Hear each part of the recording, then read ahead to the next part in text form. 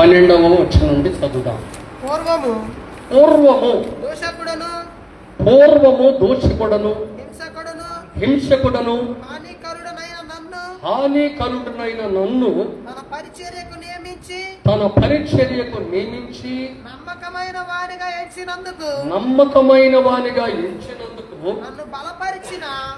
నన్ను బలపరిచిన మన ప్రభు అయిన క్రీస్తు యేసుకు కృతజ్ఞుడై ఉన్నాను. దేవునికి స్తోత్రం. కృతజ్ఞుడై ఉన్నాను అంటే ఈ మాట తిమోతికి రాయటం ఏంటి కారణం?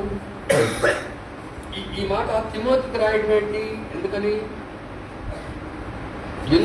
రాస్తున్నాడు అంటే, పూర్వము అంటే గడిచిన దినాల్లో, గడిచిన సంవత్సరములు కూడా ఒకవేళ మనం దేవుని పరిచర్యకి హాని చేసే వారమై ఉన్నానేమో. ఇప్పుడు ఆయన అదే మాట్లాడుతున్నాడు. పూర్వము నేను దూషకుడను, హానికరుడను,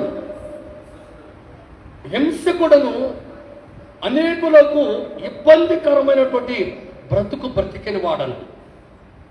అయితే ఏం జరిగిందంటే, నాలో ఒక ఆశ్చర్యమైనటువంటి కార్యం జరిగింది. ఏం జరిగింది అంటే ఒకప్పుడు నేను అన్ని విషయములలో వ్యతిరేకమైనటువంటి నన్ను నా దేవుడు ప్రేమించి ఏం చేశాడమ్మా? నా దేవుడు నన్ను ప్రేమించి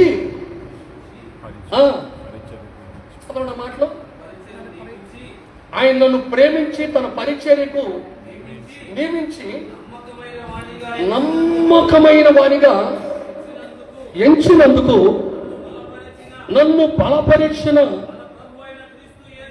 మన ప్రభు అయిన క్రీస్తు యేసుకి కృతజ్ఞుడనై ఉన్నాను. దేవునికి స్తోత్రం.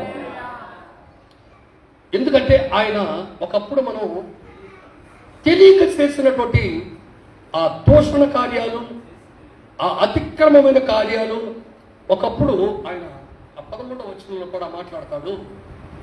నేను ఒకప్పుడు అవిశ్వాసినై, ఏమన్నా చదవండి. ఎప్పుడు ఒకప్పుడు మనం తెలియక అవిశ్వాసులమై తెలియక చేసినటువంటి దానిని దేవుడు మనసులో పెట్టుకోకుండా నేను చేసినటువంటి కార్యాలన్నీ ఆయన మనసులో పెట్టుకొని నన్ను త్రోసివేయకుండా నన్ను కనికరించి ఆయన పనికి, ఆయన పరిచర్యలో నమ్మకమైన వాడిగా ఎంచినందుకు ఆయనకి నేను కృతజ్ఞురాలనై ఉండాలి అంటాడు ఆయన. అందుకే పౌలు గారు తిమోతితో ఈ మాట చెప్పడానికి కారణం ఏంటయ్యా అంటే, తిమోతి ఒకప్పుడు నేను కూడా అవిశ్వాసిగానే క్షమించాను. అవిశ్వాసము వలన నేను దేవుడు అంటే ఏంటో, దేవుని కార్యాలంటే ఏంటో, దేవుని చిత్తం అంటే ఏంటో, దేవుని ఆ రక్షణ అంటే ఏంటో తెలియకుండానే బతికినక్కడ నేను చేసిన అక్రమాలను బట్టి, నేను చేసిన అన్యాయపు కార్యాలను బట్టి, నేను చేసినటువంటి ఆ దోషపు కార్యాలను బట్టి, ఒకళ్ళు దూషించిన విధానాన్ని బట్టి నన్ను ఆయన శిక్షించలేదు. కానీ ఏమైందట ఆయన ఇంకా చదువుతా వస్తే ఆయన చివరిలో ఒక మాట అంటాడు. నేను ప్రభు యొక్క కృపయు క్రీస్తు యేసునందు ఉన్నటువంటి విశ్వాసమును ప్రేమయు అత్యధికముగా విస్తరించను. క్రీస్తు యేసు లోకమునకు వచ్చెను.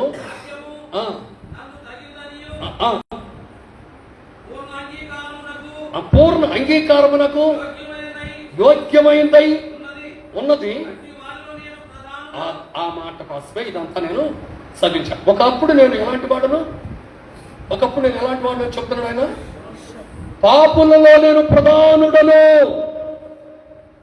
నాయంత పాపి ఇంకొకడు లేడేమో, నేను చేసినటువంటి అక్రమమైన కార్యాలు ఇంకొకడు చేయలేదేమో, నేను పాపులలో ప్రధానుడను. అయినప్పటికీ ఇప్పుడు నా దేవుడు నన్ను ఏం చేశాడు అంటే, ఇప్పుడు తన పరిచర్యకు నన్ను పిలిచి, ఇప్పుడు తన పరిచర్య చేయుటకు నా మీద కనికరమ చూపించి ఒక పరిశుద్ధమైన జీవితం జీవించడానికి, ఒక పరిశుద్ధమైనటువంటి ఆలోచించడానికి, ఒక పరిశుద్ధమైన నడిపింపు నేను నడిపించబడటానికి దేవుడు నాకు కృప చూపించాడు. దేవునికి స్తోత్రం. హల్లెలూయా. ఒకప్పుడు జీవితం ఆయన చెప్తున్నాడు. ఒకప్పుడు నేను పాపిని, ఒకప్పుడు నేను దోషిని, ఒకప్పుడు నేను హానికరుణ్ణి, ఒకప్పుడు నేను దోషకుణ్ణి. నేను ఒకప్పుడు దూషించిన వాడిని. అయినప్పటికీ నన్ను ఏం చేశాడంటే ఆయన నన్ను ప్రేమించాడు. దేవునికి స్తోత్రం. మనందరినీ ఎంతగా ప్రేమించాడయ్యా అంటే, ఆయన మనలను తన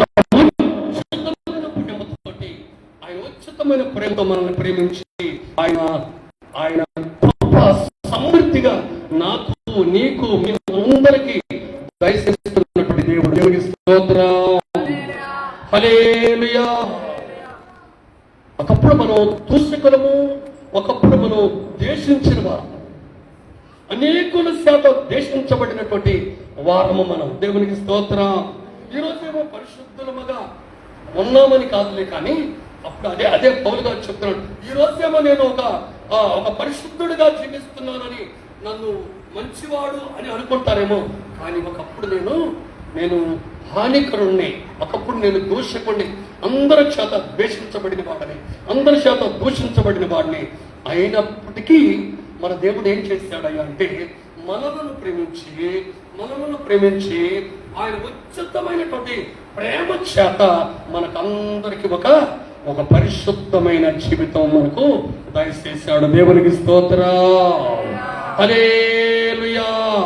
ఆ పరిశుద్ధమైన జీవితం జీవిస్తున్నటువంటి మనము మరెక్కడ ఆ పాపము, అదే ఆ పాపము స్వభావాలు, ఆ పాపము ఆలోచనలు మరెక్కడ అది అంటకుండా, మరెక్కడ మనకు అది తగలకుండా బ్రతుకున్నట్లుగా జాగ్రత్తగా బ్రతుకు తిమోతి అంటాడు ఆయన. దేవునికి స్తోత్రం. తిమోతికి రాయడానికి కారణం ఏంటయ్యా అంటే, ఒకప్పుడు నేనున్నట్లుగా నేను ఒకప్పుడు దోషినే, కానీ పాపము మనల్ని అంటకుండా ఉన్నంత కాలము మనం పరిశుద్ధులమే. దేవునికి స్తోత్రం. ఎప్పుడు మనకు పాపము, ఈ లోక సంబంధించినటువంటి పాపము మన మీదకి అంటిందో, ఒకవేళ ఏ దుష్టుడైనా, ఏ దుష్కార్యము చేతనైనా ఆ పాపము మన జీవితానికి అంటిందో, అది ఏమవుతుందయ్యా అంటే, దేవుడు చూపించిన ప్రేమ, దేవుడు చూపించిన కృప, దేవుడు చూపించిన త్యాగం, దేవుడు చూపించినటువంటి ఆ మహిమైశ్వర్యము మనకి ఇచ్చినది మనలోంచి పోతుంది. చాలా జాగ్రత్త తిమోతి అంటాడు ఆయన. దేవునికి స్తోత్రం. హల్లెలూయా. జీవితాన్ని కాపాడుకోవాలంటే చాలా కష్టం. అది సంపాదించుకోవాలంటే ఒకసారి చూడండి, మంచిని సంపాదించుకోవడానికి కొన్ని సంవత్సరాలు పడుతుంది. 20 సంవత్సరాలు కావచ్చు, లేకపోతే 30 సంవత్సరాలు కూడా కావచ్చు. ఒక్కొక్క వ్యక్తిలో అతని మనసు కనిపెట్టడానికి, అతను మంచోడని పక్కోళ్ళందరూ అనుకోవడానికి కొన్ని సంవత్సరాలు పడుతుంది. కానీ అదే వాడు చెడ్డోడు అనడానికి ఒక్క నిమిషమే చాలు. దేవునికి స్తోత్రం. ఎలా ఒక్క నిమిషం సరిపోద్ది అంటే, ఏదైనా తోలనాడి అతని నోట్లోంచి ఏదైనా అనరాని మాట ఒకటి కనుక వచ్చింది అంటే, అతను అది మాట్లాడగలన్నటువంటి మాట అతని నోట్లోంచి వచ్చింది అంటే ఏమవుద్ది అప్పుడు? చెప్పండి, ఏమవుద్ది? చెప్పండి, ఏమైంది అప్పుడు? అతనిలో ఉన్నటువంటి మంచంతా పోయి అతనిలో ఉన్నటువంటి చెడు బయటపడుతుంది. అంటే వాడు అప్పుడు ఎలా మార్చబడతాడు అంటే అతడు చెడువాడు అనటానికి అతను చుట్టూ ఉన్న ప్రజలు వాళ్ళు దాన్ని తీసుకుంటారు. దేవునికి స్తోత్రం. చెడు అనేది ఒక్క నిమిషంలోనే మన జీవితంలోకి వస్తుంది. అదే మంచిని సంపాదించుకోవడానికి, అదే పరిశుద్ధతను సంపాదించుకోవడానికి కొన్ని సంవత్సరాలు పడుతుంది. పౌలు ఒకప్పుడు హింసించిన వాడే, క్రీస్తు ప్రజలను హింసించినటువంటి వాడు దేవుని సన్నిధిలో దేవుని చిత్తము చేయడానికి, దేవునికి ఇష్టమైన వాడిగా బ్రతకడానికి ఏమైందంటే దేవుడే తనను ప్రేమించి, అతను ప్రేమించలేదు, దేవుని ప్రేమించలేదు. పౌలు సౌలుగా ఉన్నప్పుడు దేవుని ప్రేమించలేదు, దేవుడే సౌలును ప్రేమించు. ఎలాగంటే సౌలు ఆ అక్రమమైన పనులు చేస్తున్నప్పుడు, అక్రమమైన కార్యాలు చేస్తున్నప్పుడు, దోషకుడుగా మార్చబడి అనేకులను దోషిస్తున్నప్పుడు దేవుడు అతనికి ప్రత్యక్షమై తనలో ఉన్నటువంటి అహంకారం అంతా, తనలో ఉన్నటువంటి అహమంతా దానిని పోగొట్టి ఒక పరిశుద్ధమైనటువంటి జీవితం పౌలుకి దయచేశాడు. దేవునికి స్తోత్రం. హల్లెలూయా. ఎందుకు ఆ మాట పదే సార్లు పౌలు గుర్తు చేస్తాడయ్యా అంటే ఎక్కడైనా నాలో ఎలాంటి ఏ పాపము స్వభావం, పాపము ఆలోచనలు మనల్ని అంటుకుంటాయేమో, మనం అపవిత్రులుగా మార్చబడతామేమో అని ఎప్పటికప్పుడే తనను సరిచూసుకుంటూ ఒకప్పుడు ఎలాంటి వాడు పూర్వము దోషకుడు, పూర్వము హింసకుడు, హానికరుడు. పాపుల్లో ఒక మాట చెప్పాలంటే శివర్లో రాస్తాడు. అన్నం చెప్పిన తర్వాత పాపులలో నాయంటే ప్రధానుడు నేను ఇంతవరకు చూసిన ఈ ప్రజల్లో నాకంటే ఒక గొప్ప పాపి లేడు అని తనకు తానే ఒప్పుకుంటున్నాడు. అలాంటి పాపి అయినటువంటి అపొస్తలుడైన పౌలు ఇప్పుడు జీవిస్తున్న జీవితం ఎలాంటిదయ్యా అంటే అనేకులుగా పరిశుద్ధతను నేర్పుతూ, అనేకులుగా పరిశుద్ధులుగా కనిపిస్తూ, అనేకులుగా నీతిమంతులుగా కనిపిస్తూ, ఒకవేళ ఒక మాటలో చెప్పాలంటే యేసుక్రీస్తు వారి తర్వాత తన శిష్యులు ఏర్పరచుకున్నటువంటి వారిలో యేసుక్రీస్తు వారు చాలా మందిని తన శిష్యులుగా బ్రతుకుతారేమోనని చాలా మందిని ఏర్పాటు చేసుకున్నాడు. ఆయన ఏర్పాటు చేసుకున్నటువంటి తన శిష్యులలో ఎవరయ్యా ప్రధాన పరిశుద్ధుడు అంటే ఎవరో చెప్పండి? ఎవరు? నేను బైబిల్లో చూస్తే ఎక్కడ నాకు అంతటి పరిశుద్ధులు ఇంకా ఎవరు కనిపించలేదు. ఎవరు లాంటి వాళ్ళు ఉన్నారు? పరిశుద్ధంగా బ్రతికిన వారు ఉన్నారు. కొంతకాలమే బ్రతికారు. పరిశుద్ధంగా బ్రతికిన వారు ఉన్నారు. కొన్ని రోజులే బ్రతికారు. పరిశుద్ధంగా బ్రతికిన వారు ఉన్నారు. కొద్ది సమయమే బ్రతికారు. పరిశుద్ధంగా బ్రతికిన వారు ఉన్నారు.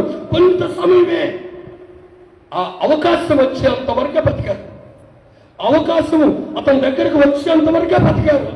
అవకాశం సమయం వచ్చేంత వరకే బ్రతికారు. సమయం వచ్చిన తర్వాత అవకాశాన్ని బట్టి పాపములకి జారిపోయినటువంటి వారిగా ఉన్నారు. కానీ పౌలు ఎలాంటి సందర్భం వచ్చినా, ఎలాంటి సమయం వచ్చినా పౌలు పరిశుద్ధతను పోగొట్టుకున్నట్లుగా పరిశుద్ధ గ్రంథంలో మనం చూడం. దేవునికి స్తోత్రం. హల్లెలూయా.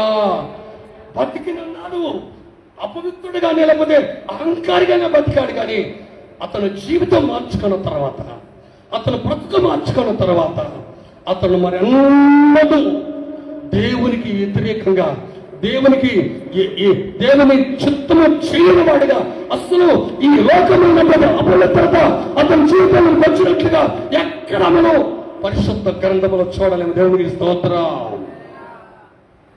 ఈ రోజు ఎందుకు ఆయన చరిత్ర ఇంతగా చెప్పాల్సిన పని వచ్చిందంటే, ఎందుకు ఎవరికి మాదిరి అయ్యా పౌలు గారంటే యేసుక్రీస్తు వారు పౌలుకు మాదిరి అయితే పౌలు మనకు మాదిరి. దేవునికి స్తోత్రం, హల్లెలూయా. మనకు మాదిరి పౌలు. పౌలు ఎలా బ్రతికాడో, పౌలు ఎలాగా జీవించాడో, పౌలు ఎంత పరిశుద్ధుడో, పౌలు ఎంత నీతిమంతుడో ఆయనను చూసి మనం నేర్చుకుంటామని కొన్ని పత్రికలు మన కోసం ఆయన ఒక పరిశుద్ధమైనటువంటి మాటలతో రాసి ఉంచాడు. ఆయన దేవునికి స్తోత్రం. ఆయన రాస్తున్నటువంటి ఆ పరిశుద్ధ పత్రికలన్నీ, నేను ఆ పత్రికలు ఏమంటానంటే పరిశుద్ధ పత్రికలు అంటాను. దేవునికి స్తోత్రం. నేను ఆయన పరిశుద్ధమైన ఆ పత్రికలు ఎక్కువగా నేను లెక్క చేస్తాను, ఎక్కువగా చదువుతాను, ఎక్కువగా దాని మీద నాకు దృష్టి ఉంటుంది. ఎందుకంటే అది పరిశుద్ధమైన మార్గం. అది పాత నిబంధన ఉంది, అది దెబ్బకు దెబ్బ తిట్టుకు తిట్టాలట్లుగా ఉంటుంది. కొట్టే కొట్టాలి, తిట్టే తిట్టాలి, అది కాదు దేవుడు చెప్పింది. దేవుడు చెప్పింది ఏంటంటే పౌలు నేర్చుకున్నది ఏంటంటే పౌలు నేర్చుకున్నది ఏంటంటే చెంపగొట్టిన వాడికి రెండో చెంప చూపించమంటున్నాడు. దేవునికి స్తోత్రం. కీడు చేసిన వాడికి మేలు చేయమంటుంది బైబిల్. దేవునికి స్తోత్రం. కీడు చేసిన వాడికి ప్రతి కీడు చేయొద్దు అంటుంది. పాపతో మనం నడిపించబడొద్దు అంటుంది. పాపాత్ములు ఎక్కడైనా ఉంటే వాడితో సమాసం చేయొద్దు అంటుంది. పరిశుద్ధ గ్రంథం చెప్తున్న మాట ఏంటంటే పాపులు ఎక్కడ ఉంటారో వాళ్ళతో నువ్వు సాంగత్యము చేయదు. వాళ్ళు నీ తోటి సహోదరులు కావచ్చు, లేకపోతే నీ తోడబుట్టిన వారు కావచ్చు, లేకపోతే నీ కుటుంబస్తులు కావచ్చు, నీ అన్నదమ్ములు కావచ్చు, నీ తల్లిదండ్రులు కావచ్చు, వాడు ఎవడైనా సరే పాపము ఎక్కడ ఉంటుందో అక్కడ వాళ్ళతో సాంగత్యము చేయదు. వాడికి దూరంగా బతకమంటుంది ఆయన. దేవునికి స్తోత్రం. ఎందుకంటే నీవు పరిశుద్ధురాలు అయ్యావు, నువ్వు పరిశుద్ధురాలు కనుక మళ్ళా నీకు పాపం ఎక్కడ అంటకుండినట్లు వాళ్ళతోటి నువ్వు సాంగత్యము చేయొద్దు. దేవునికి స్తోత్రం, హల్లెలూయా. తిమోతికి కొరింథీయులకు రాసిన పత్రికలో మాట చదువుదాం. కొరింథీయులకు రాసిన పత్రిక 1 కొరింథీ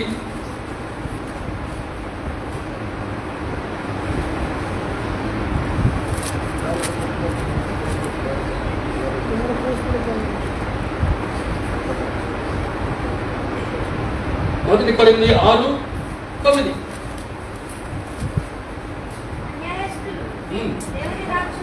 అన్యాయస్తులు దేవుని రాజ్యమునకు వారసులు కానేరని తెలీదా? మోసపోకుడి, విగ్రహారాధకులైనను వ్యభిచారులైనను ఎక్కడెక్కడ 1 తిమోతి 6:9. 1 కొరింథీ 6:9. జారులైనను ఇంకొక పైన 8 చదవము. అయితే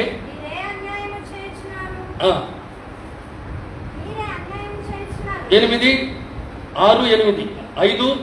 ఇప్పుడు మనం తేడబడ్డాం 5, 8. కనుక పాతదైన పులిపిండితోనైనను పాతదైన పులిపిండితోనైనను దుర్మార్గతయు దుష్టత్వమును పులిపిండితోనైనను కాకుండా నిష్కపటమును సత్యమును ఎక్కడ ఉండాలట? పరిశుద్ధతలోనికి వచ్చిన వారు ఎలా ఉండాలట? చెప్పాలి. ఎలా ఉండాలటగా అమ్మ చెప్పాలా? జవాబు ఒక మనస్సుతోటి ఒక మీ స్పందన ఏంటో ఒకసారి తెలియపరిస్తే మంచిది. ఎలా ఉండాలట? పరిశుద్ధతలోనికి వచ్చిన వారు, పరిశుద్ధపరచబడిన వారు, దేవుని రక్తంలో కడగబడినటువంటి వారు, దేవుని రక్తంలో శుద్ధీకరించబడిన వారు, పౌలు వలె పరిశుద్ధత నేర్చుకున్నటువంటి వారు ఎలా ఉండాలట? నిష్కపటలమై సత్యమును పులియని రొట్టెలతో పండుగ ఆచరించుదము. పులియని రొట్టెలతో పండుగ ఆచరించడం ఏం చేయాలంటే ఏం చేయాలా? ఇంకా ఇంకా చదువు, ఇంకా ముందు ఇంకా ఇప్పుడు చదువు 9.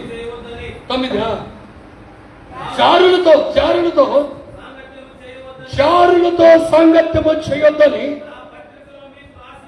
నా పత్రికలో మీకు రాసి ఉంటిని. అంటే ఈ లోకపు చారులతో, లోపులతోనైనా, దోచుకునే వారితోనైనాను, విగ్రహారాధికులతోనైనాను చేయవద్దని కాదు. కానీ ఎవరితోటి? ఈ లోకములో ఉన్నటువంటి చారులైనను, దోసుకునే వారైనను, దొంగతనం చేసేవారైనను వారితోటి సాంగత్యం చేయొద్దని కాదు. ఇప్పుడు చెప్తా ఉన్నమాట. అలాగైతే మనం ఈ లోకములో ఉండలేమో. మనం ఏర్పరచబడాలి, ఏదే లోకానికి వెళ్ళిపోవాలి. మనం వెళ్ళిపోయిందాక మనం ఏడుతోనే ఉండాలి. ఆయన ఉద్దేశం ఏంటి? మనం వెళ్ళిపోయేదాకా ఈ లోకాలతోనే ఉండాలి. కానీ వాళ్ళతోటి కాదు నేను చెప్తుంది. మరి ఎవరితోటి? సహోదరులు అనబడుతున్న వారు ఉన్నారే, సహోదరులు అనబడుతున్న వారు ఉన్నారే. ఎంత చెప్పిన ఎనటువంటి వారు దేవుని రక్తంలో కడగబడి రక్తాన్ని ఒక తొక్కుకుంటూ దాటిపోయేవాడు ఉన్నాడే. వాడు నీ తమ్ముడైనా కొడుకైనా, వాడు ఎలాంటి వాడైనా సరే వాడితో సంగతం చేయదు. వాడి పాపం నీకు అంటుతుంది, వాడి దోషం నీకు అంటుతుంది, వాడి వల్ల కుటుంబంతో నాశనం అవుతుంది. కనుక వాడితోటి సహవాసము చేయదు. సహోదరులాగానే ఉంటాడు వాడు, సహోదరుల మధ్యలోనే ఉంటాడు. వాడు పాపం వదిలిపెట్టడు, పాపం చేస్తాను ఉంటాడు, పాపాన్ని విడిచిపెట్టడు. వాడు మత్స్యగాన్ని చురుకున్నట్లు పాపాన్ని చురుకుంటాడు. పళ్ళలో వేసుకొని చురుకుంటాం. చూడండి, చురుకుంటాం చాలా శాతం, చురుకుంటామే. అలాగ వాడు పాపాన్ని ప్రేమించి వాడు పాపాన్ని చురుకుంటాడు. ఆ చురుకున్న విధానం మీకు అంటుతుంది. కనుక మీరు అతనితో సాంగత్యము చేయొద్దు. వాడు తమ్ముడు కావచ్చు, అన్న కావచ్చు, కొడుకు కావచ్చు, భార్య కావచ్చు, భర్త కావచ్చు, వారి అబ్బాయి సరే. సాంగత్యము సహోదరుడు అనబడే వాడితో నువ్వు సాంగత్యము చేయొద్దు. దేవునికి స్తోత్రం. చేస్తే నీవు కూడా అపవిత్రుడిగా మార్చబడతావు. తిమోథీ, నీవు కూడా అపవిత్రుడిగా మార్చబడతావు. నువ్వు అపవిత్రుడిగా మార్చబడకుండా ఉండాలంటే వాడు పరిశుద్ధతను కాపాడుకునేవాడై ఉంటే ఆడితోటి నువ్వు సంగత్యం చెయ్యి. దేవునికి స్తోత్రం. మన దేవుడు మనల్ని ఎందుకు పిలిచాడయ్యా అంటే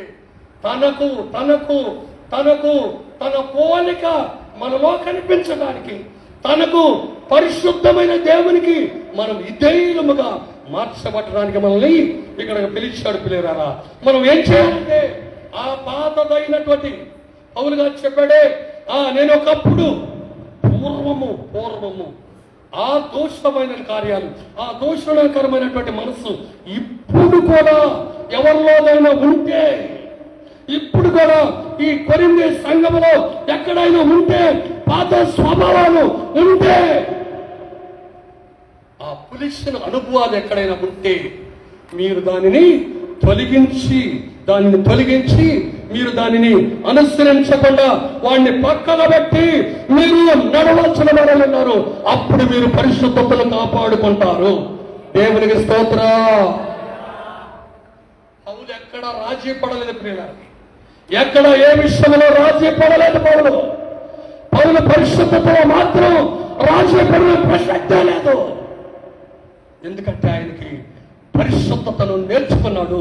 తన కన్నులో ఉన్నటువంటి ఆ గర్వపు అహంకారపు పొరలు ఎప్పుడైతే రాలిపోయాయో అప్పుడు దేవుని దృష్టి అతనికి వచ్చింది.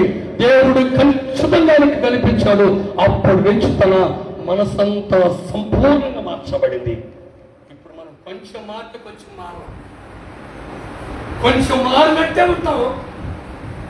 ఏ పాత అనుభవాలు మర్చిపోవు, ఏ పాత స్వభావాలు మర్చిపోవు. ఏ పాత సహవాసాలు మర్చిపో. దేవుడు నిన్ను పిలిస్తే, దేవుడు పిలిచిన వాడవైతే దేవుని పనికి నువ్వు చేయాలని, నువ్వు దేవుని పని కొరకు నియమించిన దానివైతే నీ మనస్సు ఎప్పుడు నిన్ను దేవుడు పేరు పెట్టి పిలిచాడో అప్పుడు నీ మనస్సు మారిపోయి ఉండాలి. దేవునికి స్తోత్రం, హల్లెలూయా. ఒకసారి ఈ మాట చదువుదాం, తీతుకు రాసిన పత్రికలో మాట చదువుదాం. తీతుకు రాసిన పత్రిక 2వ అధ్యాయం చదువుదాం. 2:12. మనము భక్తిహీనతను ఇహలోక సంబంధమైన దురాశలను విసర్జించి ఎవరమై మనం ఎలా ఉండాలంట? భక్తిహీనత అనేది దేవుని పిల్లలో కనిపించకూడదు. భక్తిహీనత, మనం భక్తి పరులము, భక్తి సంపూర్ణమైనటువంటి భక్తి చేసేవారమై ఉండాలి. ఎలా ఉండాలంట? ఇహలోక సంబంధమైన దురాశ, భక్తిహీనతను ఇహలోక సంబంధమైన దురాశలను విసర్జించి పౌలు గారు ఏం చేశాడట? అతనిలో ఉన్నటువంటి దురాశలను విసర్జించాడట. నేను నాకు ఏది లాభమై ఉన్నదో, ఏది లాభం అనుకుంటున్నానో, ఏది నాకు లాభం తెచ్చిపెట్టుతో అది నేను పెంట కాయించానంటే. పెంట భుజాన్ని జేబులు వేసుకుంటారా? వేసుకోండి. అది పెంట. దేవుని ముఖాన్ని చూసిన తర్వాత ఈ లోకములో నిన్ను సంతోష పెట్టేది ఏంటది? పెంట. జేబులో వేసుకొని తిరుగు, పొక్కన పట్టినట్టు కొడతారు నిన్ను. నీకు వాసన వచ్చేది కాక పక్కోళ్ళ దగ్గర పక్కంత కంపు కొట్టుతుంది. నీ బ్రతుకు కంపు పెట్టే విధముగా ఉంటుంది. ఆ కంపు కొట్టే విధముగా నువ్వు మార్చబడాలి అంటే, కంపు కొట్టే విధముగా నీవు బ్రతుకును సంపూర్ణంగా మార్చుకోవాలంటే, నీవు ఈ లోకములో ఉన్నటువంటి నిన్ను సంతోషపెట్టేది అది. ఇదొన్న చూశారు. దీని వలన చాలా భక్తి పరులు భక్తిహీనతలోనికి వస్తున్నారు. దేవునికి స్తోత్రం. భక్తిహీనులుగా మార్చబడుతున్నారు. ఇది రాష్ట్రాన్ని లేదు, విశ్వాసాన్ని లేదు, ఏ పరీక్షార్థులని లేదు. ఇది దేనికి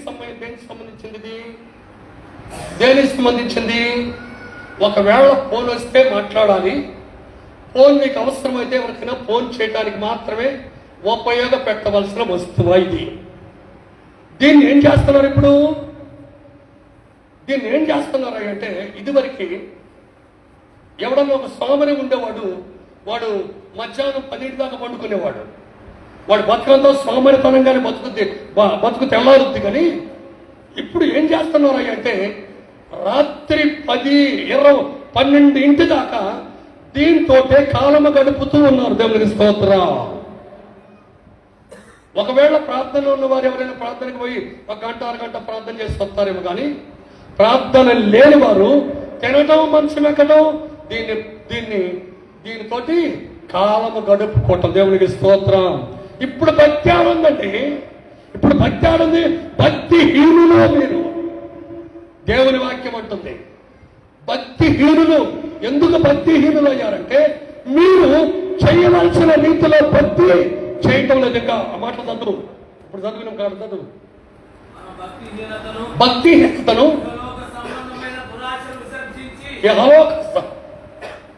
యెహోవా సంబంధమైన దురాశలను విసర్జించి శుభప్రదమైన దేనికంటే మనం భక్తి చేస్తుంది?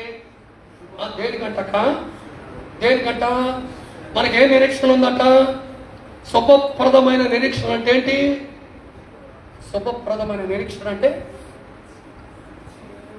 చెప్పండి. శుభప్రదమైన నిరీక్షణ అంటే మనం ఇక్కడ తాత్కాలికమైనటువంటి వారము. మనం ఇక్కడ శాశ్వతమైనది కాలం కాదు, మనకు ఒక నిరీక్షణ, శుభప్రదమైన నిరీక్షణ ఉంది. ఆ నిరీక్షణ ఏంటయ్యా అంటే, మనం ఇక్కడ భక్తిని సంపూర్ణం చేసుకున్నటువంటి వారమైతే, భక్తిలో సంపూర్ణమైతే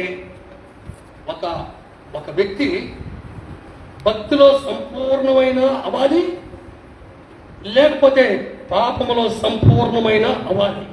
వాడు ఈ లోకమును విడిచిపెట్టాలి అంటే పాపములో సంపూర్ణమైన అవ్వాలి, లేక భక్తిలో సంపూర్ణమైన అవ్వాలి.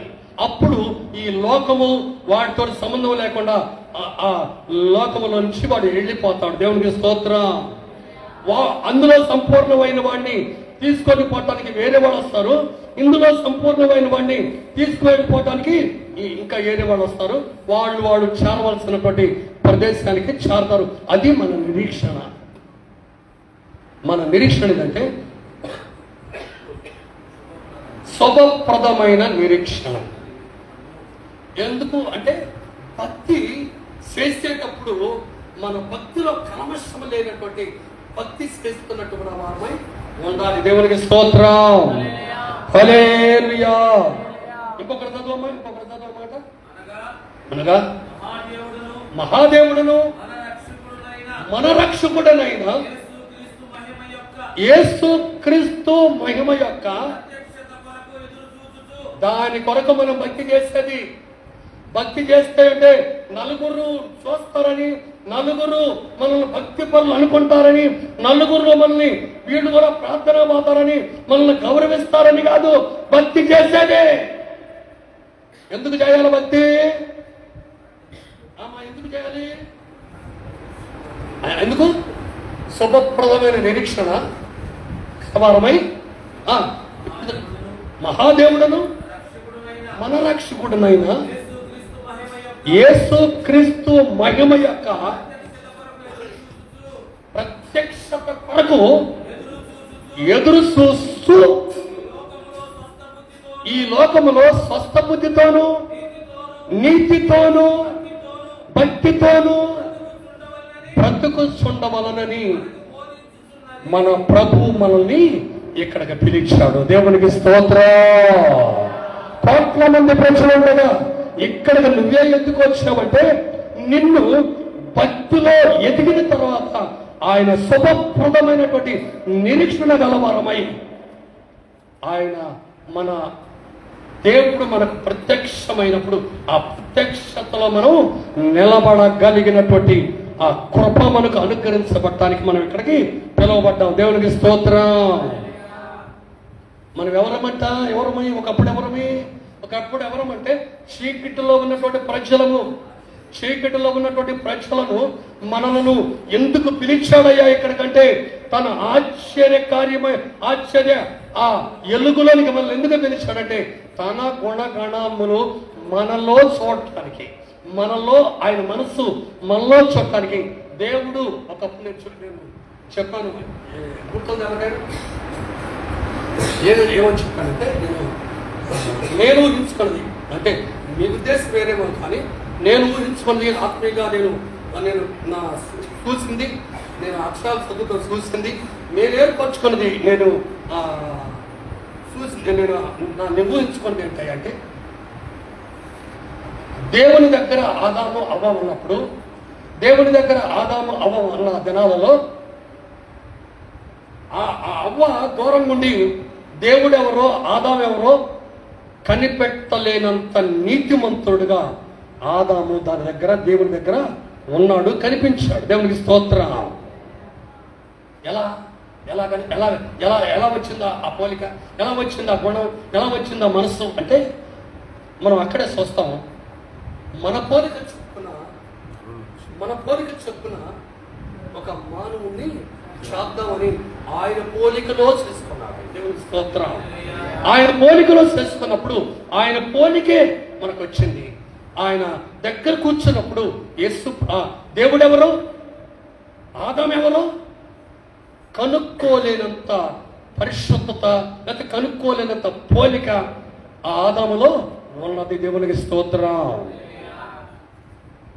అలాంటి పోలికను పోగొట్టుకున్నటువంటి ఈ మానవ జీవితం, ఈ మానవుడు ఈ మరలా దేవునికి దగ్గరగా కావాలంటే, దేవుని ఎదుట నిలబడాలంటే, దేవుని ఎదుట తన పోలికలోనికి రావాలి అంటే భక్తిలో మనం సంపూర్ణము కావాల్సిన వారమై ఉన్నాము. దేవునికి స్తోత్రం. హల్లెలూయా.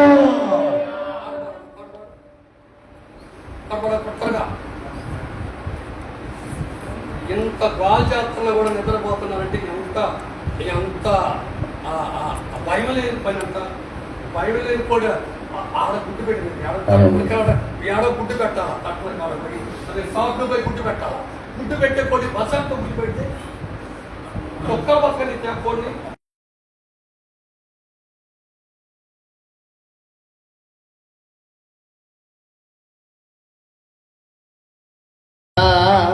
కడలి కెరటాలు వేదిగా కరుణమూర్తిగా దిగి వచ్చిన నీకు చాటెవ్వరు. నా ధైర్యము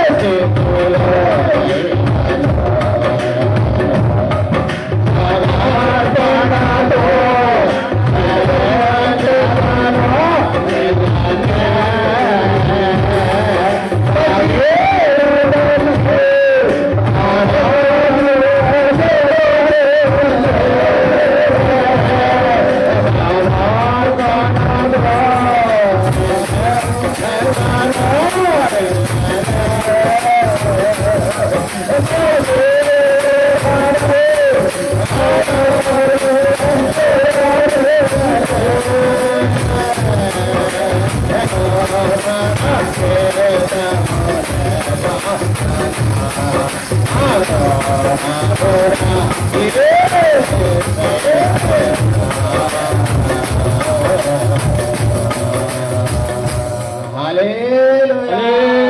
హల్లెలూయా.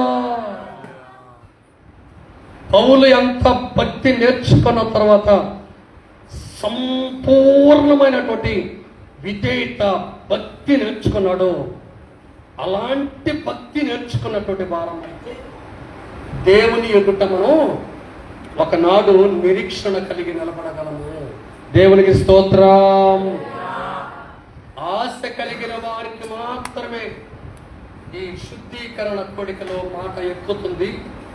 ఈ శుద్ధీకరణ కోడికలో దాన్ని నా కోసమే ఈ మాట చెప్పాడు దేవుడు అని దానిని తీసుకుంటారు. ఈ నేను భక్తురాల్ని, నేను భక్తుడిని అనుకునే వారు ఎవరు ఆ మాటను తీసుకునే వారిగా ఉండరు. దేవునికి స్తోత్ర. ఇంకొక మాట చదువుకున్నాం. చదువుదాం. తీతుకు రాసిన పత్రికలోని 3వ అధ్యాయంలో మాట చదవండి. తీతుకు రాసిన పత్రిక 3వ అధ్యాయం. త్వరగా నేను ఆడికెళ్ళాను, నేర్చుకున్నాను. చదువు 3 క్వశ్చన్ చదువు. అధిపతులకును అధికారులకును లోబడి విధేయులుగా ఉండవలననియు ప్రతి సత్కార్యము చేయుటకు సిద్ధపడి ఉండవలననియు మనుషులందరి ఎడల సంపూర్ణమైన స్వాత్వికమును కనపరచుచు ఎవరిని దూషింపక జగడమాడని వారును శాంతులనై ఉండవలనని దేవునికి స్తోత్రం. హల్లెలూయా.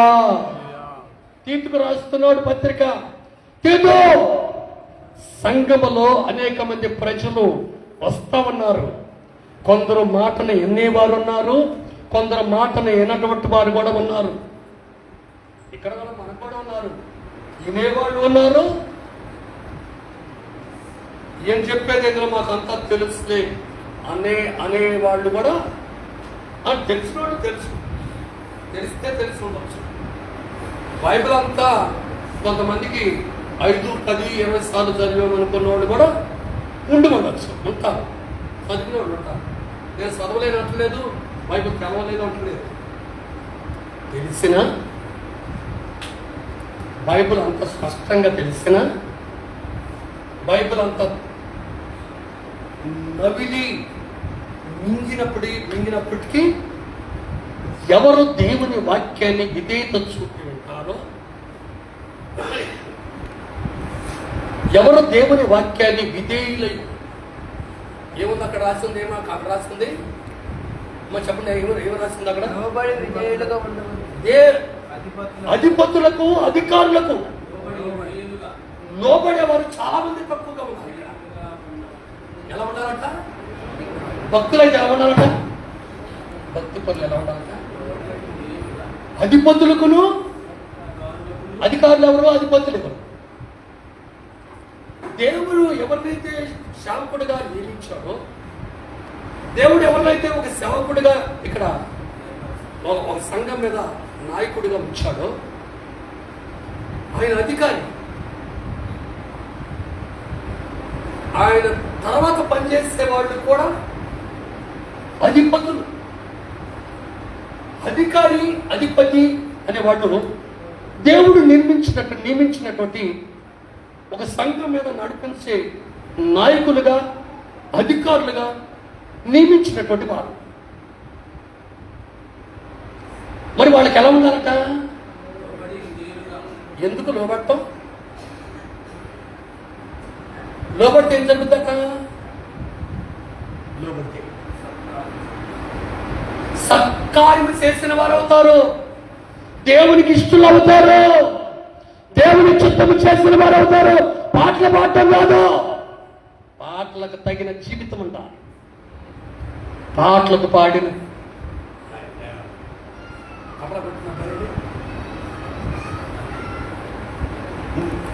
సంఘంలో తబల చాలా మంచిగా పడతాడట, మంచిగా పడతాడు తబల. తబలిస్ట్ అంటే అతనికి మంచి పేరు,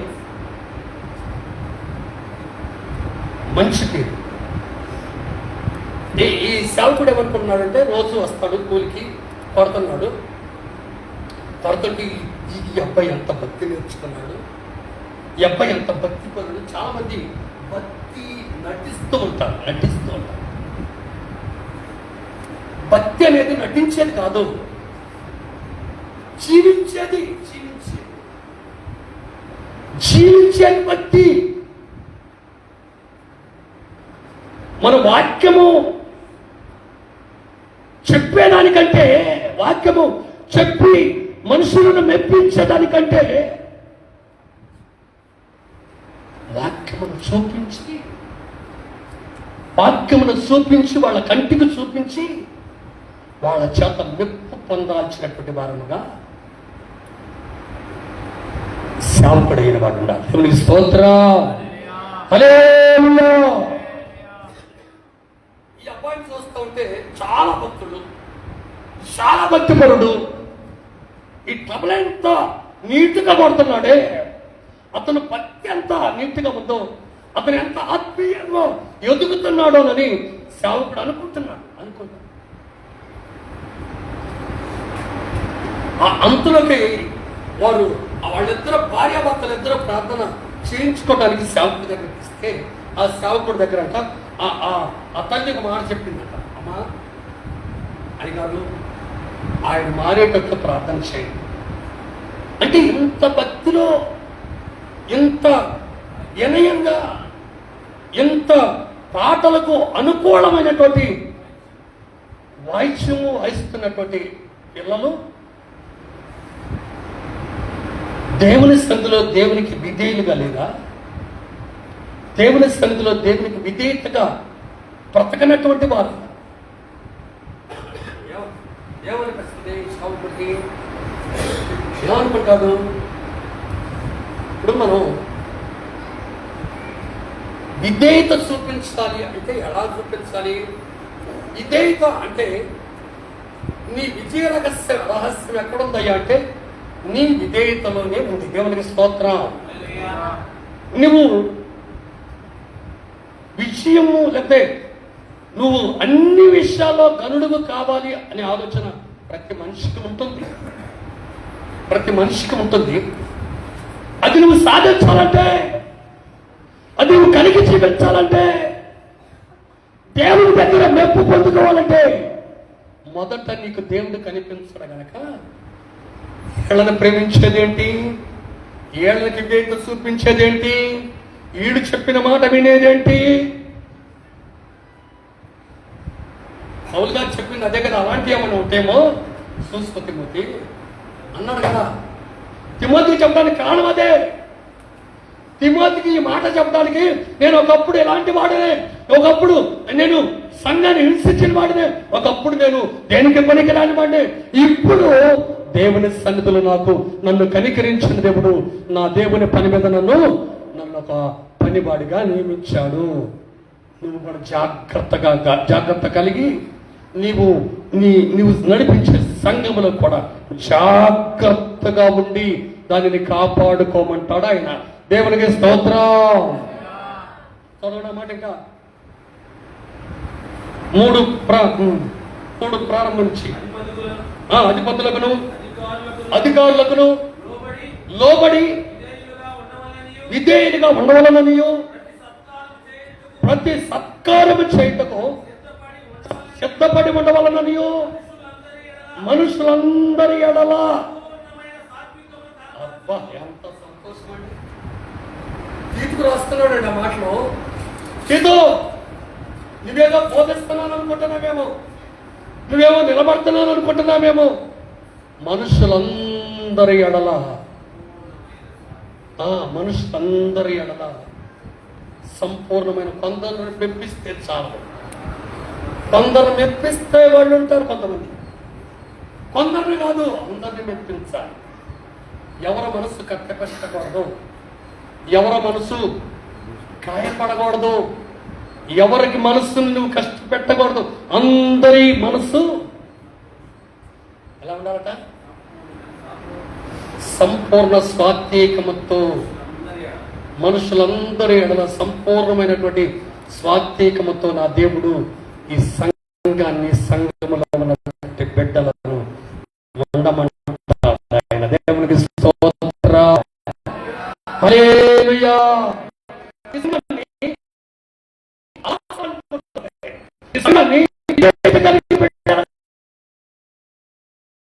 చూడాలనుకుంటున్నాడు.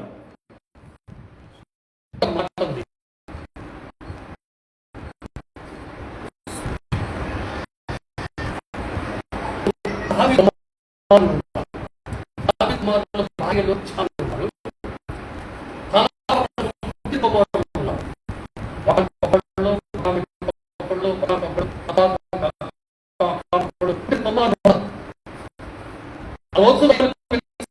అలాగా జరిగిపోయింది. చేసుకున్నారు.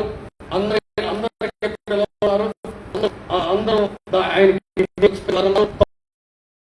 అందరూ ఆయన మీద లేచున్నారు. వ్యతిరేకంగా వారు ఉన్నారు. రాజ్యం వారు ఉన్నారు. చేయాలని వారు కదా.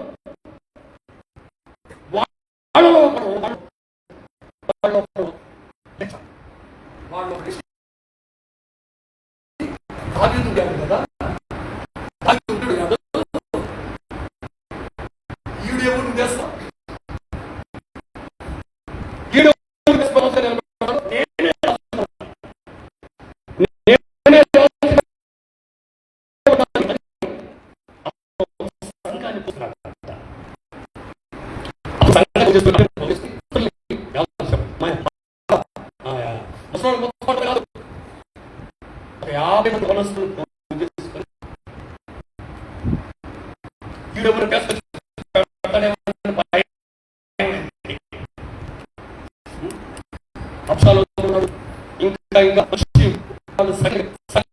వాళ్ళు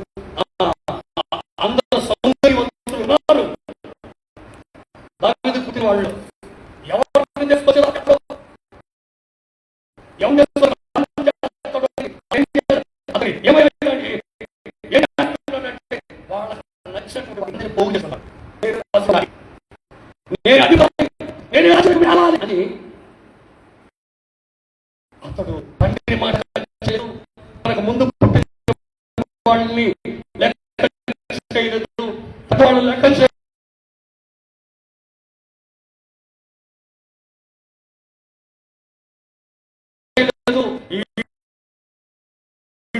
చిన్నోడైనా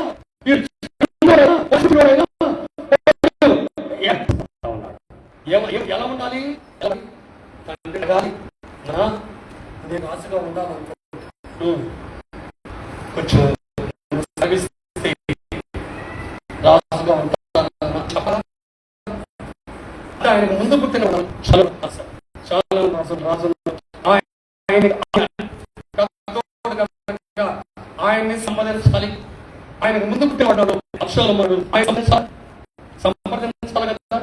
వాళ్ళందరూ చక్కబడితే వాళ్ళందరూ నువ్వే ఉండరా, నువ్వే ఉండు అతనికి అప్పగిస్తే అందరూ సమ్మతంగా రాజుగా ఉండి ఉండొచ్చు. చెప్పండి, కుటుంబం ఇదంతా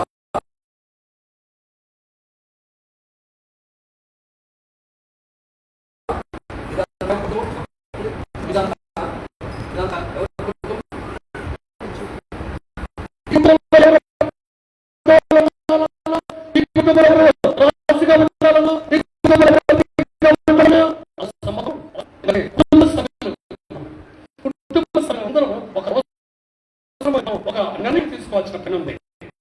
ఒక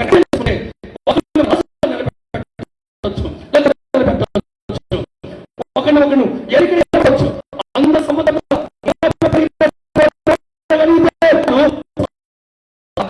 ఆయన సన్నిధిలో నిలబడగలుగుతాడు.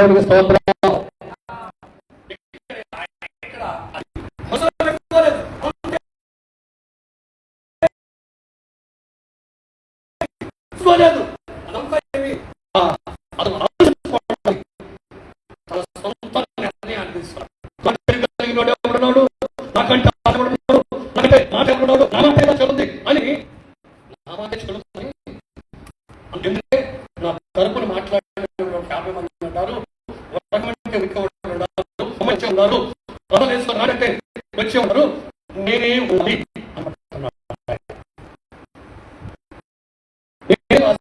ఉండాలి అనుకుంటున్నాను.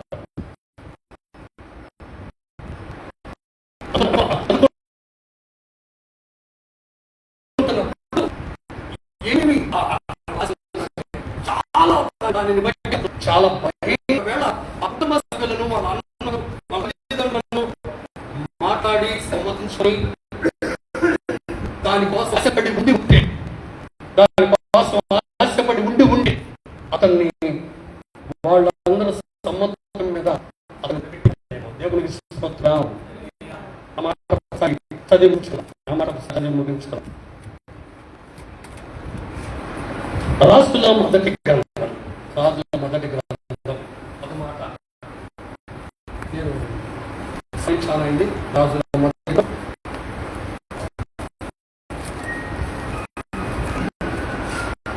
ఈ టాపిక్ వచ్చింది కాబట్టి ఒకసారి అధిపతులకు మనం ఎలా ఉన్నారంట, అధిపతులకు మనం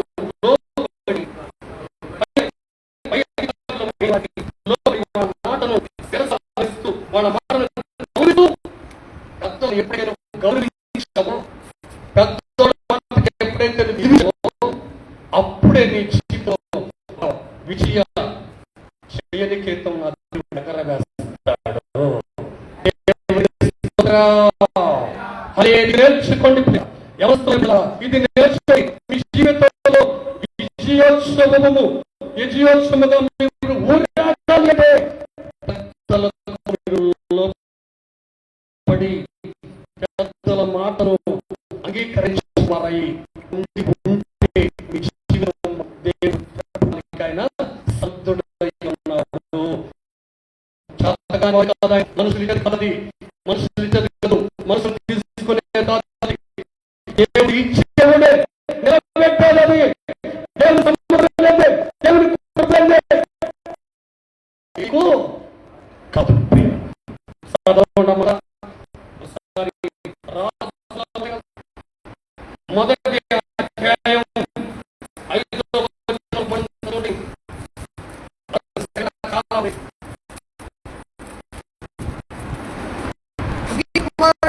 ఆ, అదోనియా అదోనియా నడిపించిన వాడై నడిపించిన వాడై నేనే రాజునొకడుని నేనే రాజును అవుతాననుకొని రథములను గుర్రములతో తనకు ముందుగా పరిగెత్తుటకు ఆయనకు ముందుగా పరిగెత్తుటకు ఏ మంది మనుషులను ఏర్పరచుకొనును, ఏర్పరచుకొనును. తండ్రి అతని తండ్రి నీవు ఆ, ఇలా ధ్యానం చేసిన వాడిని ఇలానే ఎలా చేయుతున్నావని అతని చేత అతని చేత ఎప్పుడును విచారించి ఎప్పుడు విచారించి విచారించి అతనికి దెబ్బలు అతనికి నొప్పి కలిగించగలిగాట. అందుకని అతను తయారయ్యాడట. దేవునికి స్తోత్రం. హల్లెలూయా. అందరూ తిరుగుతూ ఉన్నప్పుడు అందే ఒక అతనిలోంచి ఒక అతిశయం వచ్చినప్పుడు ఏం మాట్లాడుతుంది, అప్పుడు కనుక మాట్లాడి ఉంటే అతను అతిథికి వచ్చి ఉండేవాడు కాదు. అతిథికి వచ్చి ఉండేవాడు కాదు. తండ్రిని ఎదిరించేవాడు తను ఎదిరించేవాడై ఉండేవాడు కాదు. అన్నల్ని ఎదిరించేవాడై బిడ్డలకి వాడు ఎవరు చేస్తున్నాడు, ఏర్పరచుకొని, ఎవరు చేస్తున్నా గర్వించేవాడై. ఈడేం చెప్పను, ఈడేం చేయలేదు, ఏ సమస్య అంతను నేనే ఉండాలి, నేనే రాజుని వాడు అందరికి వ్యతిరేకంగా మార్చబడి అందరికి వ్యతిరేకంగా మార్చబడి ఆ రాజరికం కోసం తన ప్రాణాన్ని పాతుకున్నవాడు అయ్యుడు పడ్డాడు. దేవునికి స్తోత్రం.